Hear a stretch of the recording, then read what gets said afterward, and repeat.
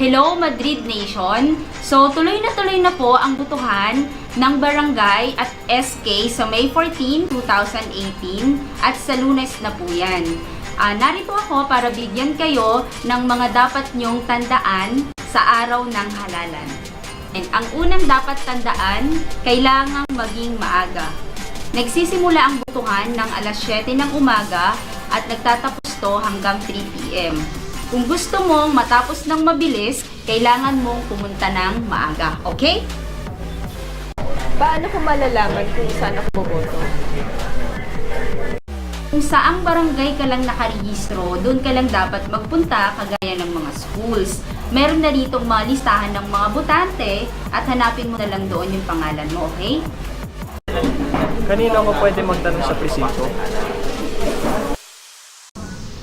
Sa bawat presinto, may mga itinalaga ang COMELEC na BEI or yung Board of Election Inspectors na pwede mo silang lapitan.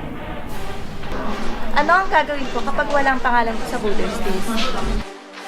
Agad ipagbigay alam ito sa BEI o sa mga miyembro ng Parish Pastoral Council for Responsible Voting. Kung wala ba akong ID, ibig sabihin ba hindi ako makakaboto? Hindi naman kailangan ng voter's ID, pero kung sakaling hingan ka, mas magandang magdala ka na lang.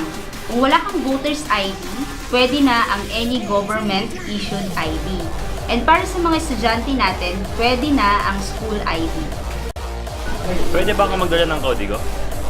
Oo, pwede kang magdala ng listahan para hindi ka magkamali sa pagboto at para matulungan kang mas mabilis makaboto. Pwede ba akong humingi ng bagong balota kapag nagkamali ako? Definitely no, dahil isang balota lang ang nakalaan sa bawat botante.